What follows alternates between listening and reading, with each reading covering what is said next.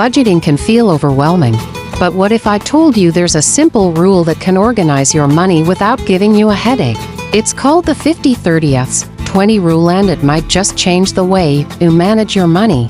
Here's how it works. You take your after-tax income and divide it into three main categories. 50% goes to needs, 30% goes to wants, 20% goes to savings or debt repayment.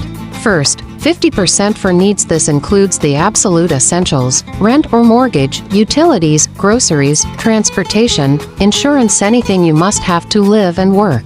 So, if you bring home $3,000 a month, aim to spend no more than $1,500 on needs.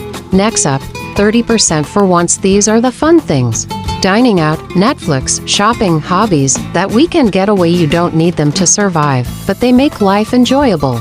From our $3,000 example, that's $900 for your wants.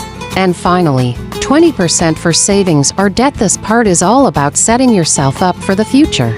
Think emergency fund, retirement savings, investing, or paying off credit card debt.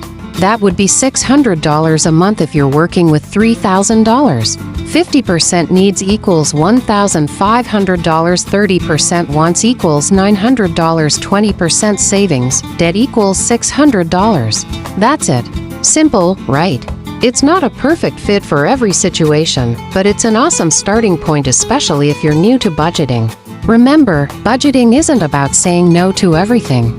It's about giving yourself control over where your money goes. When you tell your money what to do, it listens. Try the 50-30-20 rule for just 1 month and see how it feels.